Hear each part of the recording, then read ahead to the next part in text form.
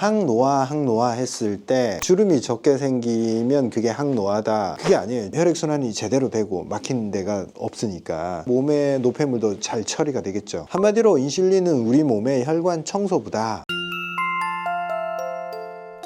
안녕하십니까 구독자 여러분, 후쌤입니다. 혈관이 건강해야지 몸을 건강하게 만들 수 있다. 이게 상식적이잖아요.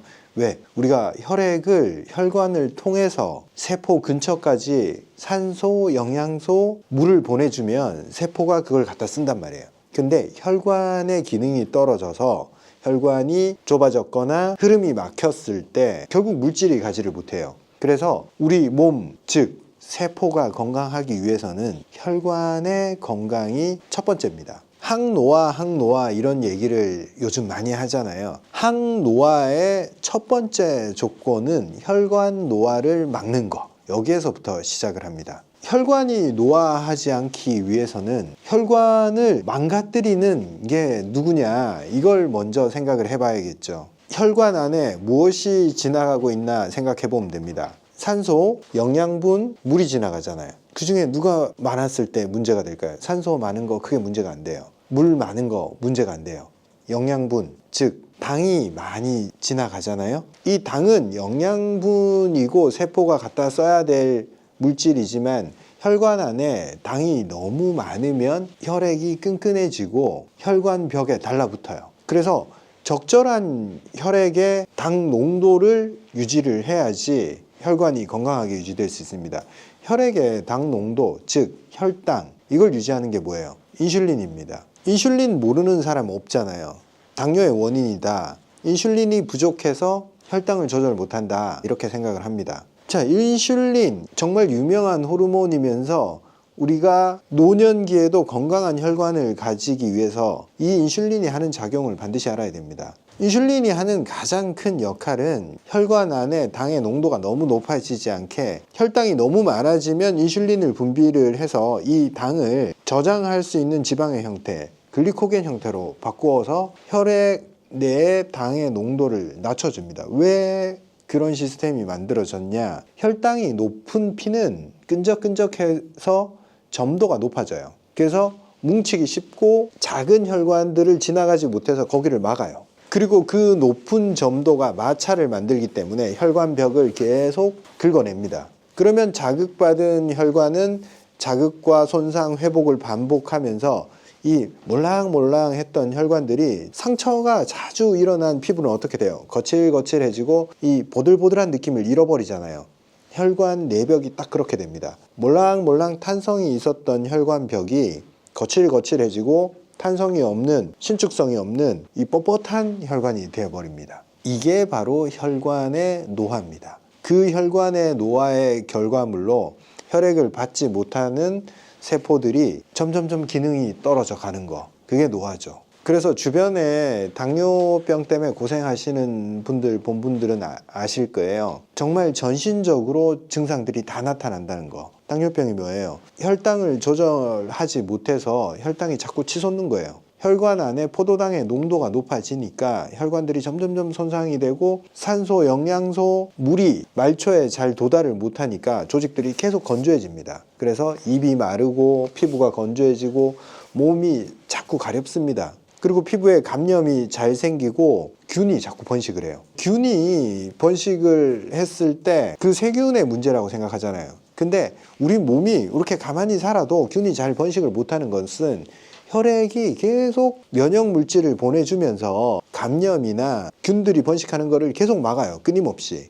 근데 혈액이 안 들어오는 조직들은 어떻게 돼요? 각질이 일어나고 뻣뻣해지고 건조해지고 감염이 일어나도 대응을 못합니다. 그래서 당뇨가 걸리면 피부 상태가 많이 나빠지고 감염에 취약해집니다. 그리고 미세한 혈관들이 손상이 되니까 가장 우리 몸에서 티를 잘 내는 눈 혈관들이 약해지니까 시력이 저하가 되고 손발도 저리고 당뇨합병증으로 당뇨병성 발, 그리고 심근경색, 뇌졸중, 고혈압, 협심증, 혈관성 질환의 빈도가 높아지게 됩니다. 즉 당뇨는 혈당을 조절 못하는 질환이지만 그 결과로 모든 병을 불러온다고 보면 됩니다. 그만큼 우리 몸의 혈당을 조절하는 데 있어서 인슐린이 중요하죠. 인슐린만 잘 작동을 해도 혈관이 깨끗하게 유지가 될 수가 있어요. 혈관을 손상을 시키는 그 당의 치솟는 걸 막아주고 혈액순환이 제대로 되고 막히는 데가 없으니까, 그러니까 몸의 노폐물도 잘 처리가 되겠죠. 한마디로 인슐린은 우리 몸의 혈관 청소부다.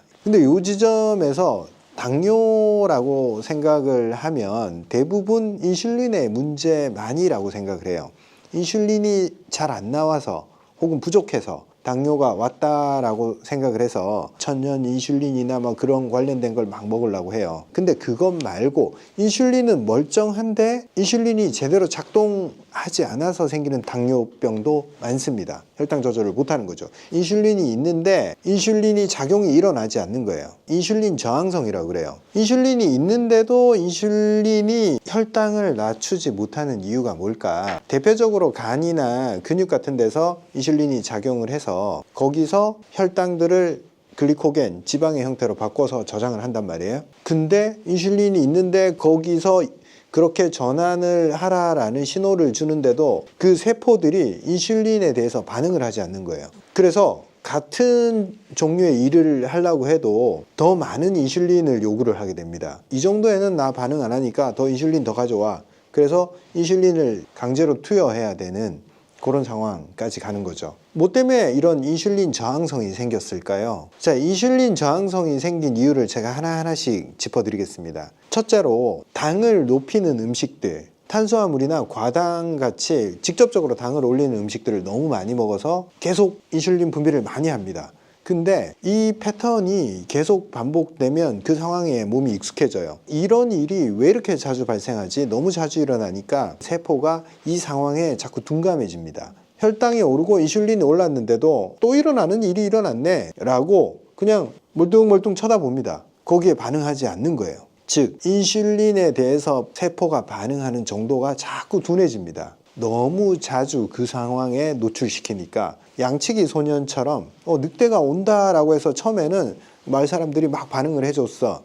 근데 또 그랬는데 거짓말이야. 또 그랬는데 거짓말이야. 자꾸 반복을 하다 보면 별로 큰일이 아닌 것 같아. 그렇게 급하게 반응할 필요가 없어 라고 자꾸 둔하게 반응을 합니다. 둘째, 고지방식이를 많이 했을 때 인슐린이 작용을 하려고 해도 혈액을 타고 이동을 해서 세포에 도달을 해야지 당을 글리코겐으로 바꾸는 일이 일어나요. 근데 혈액이 고지방식으로 인해서 몸에 기름때가 많이 껴 있어요. 혈관이든 어디든. 그러면 도달률이 낮아져요. 같은 양의 인슐린을 분비를 해도 그게 세포 차원에서 작동하는 정도가 낮아지는 거죠. 인슐린이 딱 열쇠처럼 가서 열쇠 구멍에 꽂혀서 딱 돌려서 세포를 작동시켜야 되는데 기름때가 껴서 찌꺼기가 껴서 열쇠가 안 꽂히는 거예요. 그리고 운동을 많이 안 해서 근육의 양이 줄어들게 되면 혈당을 가장 많이 처리하는 기관이 근육이에요. 근육 내에서 많아진 혈당을 근육이 글리코겐으로 흡수를 한단 말이에요. 근육 양이 줄면 그 공간이 줄어듭니다. 그래서 인슐린이 아무리 나와도 처리할 수 있는 근육 세포 양이 적으니까 처리를 못하는 거죠.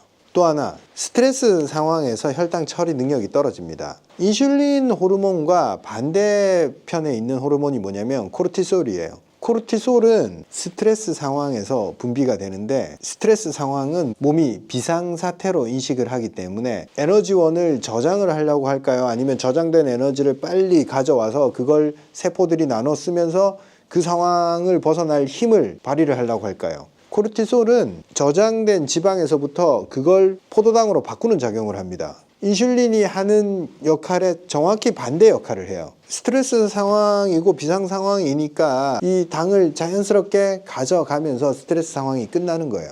근데 현대인들은 스트레스는 받았지만 운동은 안 하잖아요. 그 상황에서 인슐린이 나오긴 나오는데 자꾸 코르티솔이 분비가 돼서 인슐린이 일을 하는데도 혈당을 자꾸 늘려요. 그러면 결과적으로 혈관 안에 있는 혈당 수치를 낮출 수가 없어요. 인슐린이 아무리 낮춰도 코르티솔이 자꾸 혈당을 더 만들어내니까, 즉 같은 양의 인슐린으로 혈액 내의 혈당을 낮출 수가 없는 거예요. 그래서 이 상황도 인슐린 저항성이 생긴 그런 상황이 되어버리는 거죠. 고열량, 고지방, 그리고 불규칙한 식사, 스트레스, 운동 부족, 이 모든 게 인슐린 저항성을 만들어내요. 지방이 인슐린 저항성을 높이기 때문에 혈당 조절에 방해가 된다. 그러면 모든 지방이 나쁘냐? 그건 아니에요. 우리가 좋은 기름이라고 다들 알고 있는 기름이 있잖아요. 올리브유.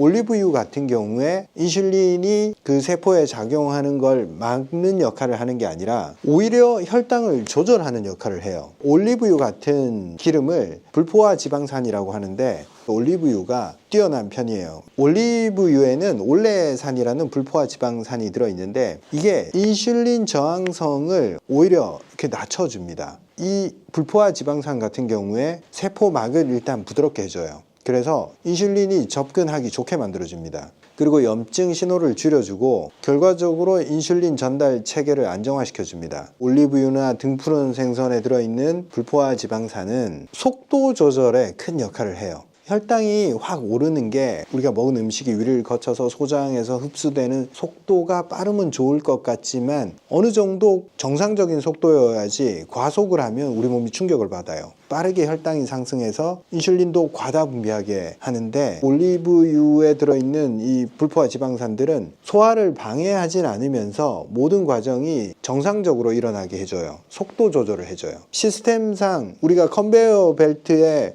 물건들이 공장에서 이렇게 이동한다고 했을 때 느려도 문제지만 너무 빨리 가도 다음 단계에서 처리하는데 곤란을 겪잖아요. 그러면 이 컨베이어 벨트가 너무 빨리 움직이네, 좀 속도를 좀 낮춰야겠네, 그래야지 뒤에 사람들이 좀 잘 처리를 하겠네, 이렇게 생각을 하면서 소화 시스템도 천천히 정상적인 속도로 진행되게 해주고, 그래서 빠르게 혈당이 상승하는 게 아니라 천천히 내가 많이 먹었더라도 이걸 한꺼번에 던져주는 게 아니고 요만큼 주고 순서대로 천천히 혈당이 급격히 오르지 않게 소장에서 흡수되는 속도도 조절을 해요.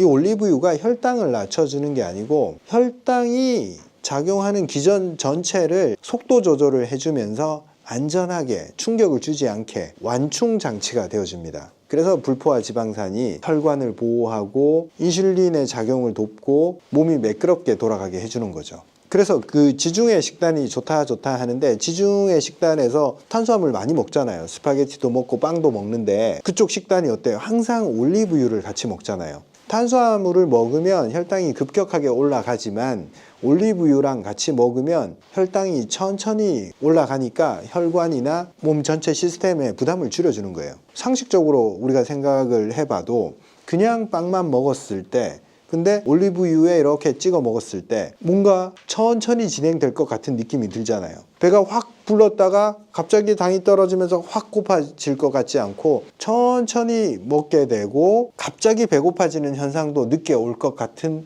느낌적인 느낌이 나잖아요. 그래서 우리가 항노화 했을 때 주름이 적게 생기면 그게 항노화다. 그게 아니에요. 우리 환자들을 봐도 그래요. 주름이 많아도 혈관이 건강한 사람들 많아요. 야외에서 활동하고 운동하다 보면 햇빛에 의해서 주름은 많이 생길 수 있어요. 근데 속이 튼튼한 사람들이 있어요. 운동도 많이 하고 혈관 자체를 건강하게 유지한 사람들. 그래서 겉보기에 이게 노화냐 아니냐 그것보다 혈관의 노화가 얼마나 중요하냐 여기에 초점을 둬야 되는데 혈관 노화의 중요한 키포인트가 인슐린이 얼마나 안정적으로 몸에 충격을 주지 않고 정상적으로 잘 작동하느냐 이게 키포인트입니다. 그래서 인슐린이 잘 작동하는 그런 생활을 계속 유지시켜야 돼요. 제때 먹고 신선하고 좋은 음식들을 먹고 입에 달고 내가 맛있다 순간적으로 기분을 좋게 하는 음식들은 혈관을 망가뜨립니다. 모든 단 음식들은 혈관을 망가뜨립니다. 그래서 달지 않고 신선한데 은은하게 본연의 맛을 가진 음식들에 자꾸 길들여져야 돼요. 그런 음식들을 안 먹고 사는 사람들은 제가 그런 음식을 먹으라 하면 깜짝 놀래요. 그걸 무슨 맛으로 먹냐고. 그만큼 달고 짜고 바로 자극적인 맛에 너무 오랫동안 노출되어 있기 때문에 음식 재료의 본연의 맛을 보는 법을 잊어버려서 그래요. 근데 점점 아무 맛도 없는 것 같지만 채소나 고기도 양념을 최소화하고 그렇게 먹다 보면 양념이나 이런 것들이 얼마나 본연의 맛을 가리는지를 알게 돼요. 그리고 생각해 보세요. 우리가 음식에 양념을 많이 한다는 것은 뭔가 감추려고 하는 거예요. 원재료의 신선도나 맛이 떨어질 때 그걸 값싼 향신료 가지고 덮어버려야 돼요. 사람들이 구분을 못하게 하는 거예요. 이게 향신료의 맛인지 원재료의 맛인지. 근데 정말 좋은 재료는 자꾸 먹다 보면 단맛이 나요. 본연의 단맛이 나요. 그 안에 포함되어 있는 당들이 있기 때문에 모든 음식들은. 그래서 잘 먹다 보면 좋은 단맛이 나요. 근데 인공당에 길들여진 사람들은 그건 싱겁게 느껴지는 거예요. 그리고 인슐린을 갖다 쓰려면 계속 근육이 활동해서 빨리빨리 처리를 해줘야지 과잉된 당 자체를 처리를 할 수 있습니다. 활동하지 않으면 결국에는 혈관이 더러워집니다. 그리고 인슐린을 이야기할 때 수면이 굉장히 중요하게 작용을 합니다. 밤에는 인슐린이 나오면 안 돼요. 밤에는 다 큰 어른도 성장 호르몬이 나와서 몸을 안정화시키고 회복을 시켜야 됩니다. 이 이야기는 수면이랑 연관지어서 다음에 또 한번 말씀드리도록 하겠습니다. 감사합니다.